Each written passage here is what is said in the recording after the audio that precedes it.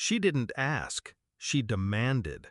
Standing in my living room, one hand on her swollen stomach, the other pointing at the walls I paid for.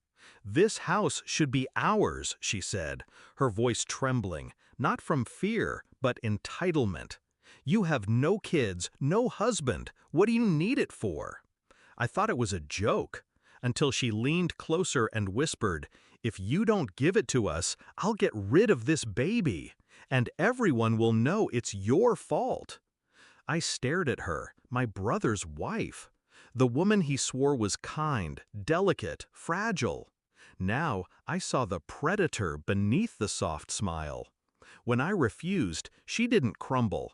She raised her chin and stormed out, leaving poison behind. By nightfall, the family was on me. My mother's voice cut through the phone like a blade. "All you care about is yourself." My father stayed silent. My brother defended her.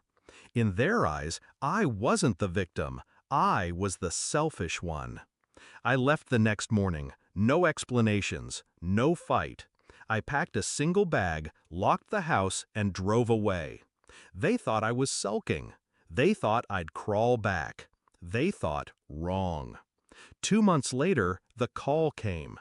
My brother, voice cracking, confessed between sobs, "She lost the baby." I said nothing. He begged me to come back.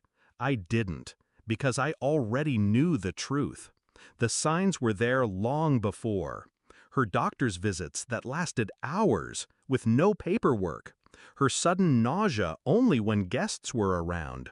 The way she clutched her belly dramatically whenever my parents looked her way. And the silence. Pregnancy was noise, appointments, scans, checkups, but she had none. Her bump grew too quickly, her story too perfectly rehearsed. So I checked, quietly. One call to her clinic revealed everything. She wasn't pregnant. She never was. The realization burned, but I didn't lash out. I planned. If she wanted my house, she'd get it, but not the way she imagined. I filed papers. Quiet, legal, absolute. The property was transferred into a trust, not under my name, but under the name of a foundation I created weeks earlier. A foundation with strict terms, no sale, no transfer, no occupancy without board approval. And I was the board. The house was untouchable. Then I waited. The miscarriage became her shield. She cried, wailed, clung to my brother, to my parents. She painted herself as a victim, of fate, of me. Until the day my family drove to my house without telling me, planning to move in. The key didn't work. The documents didn't match. And when the lawyer arrived with the foundation papers in hand, their faces cracked. The house was gone. Legally, permanently. I had taken myself out of the equation. My brother's wife turned on him then. In front of my parents, she screamed about broken promises, wasted time, and a future she'd never get.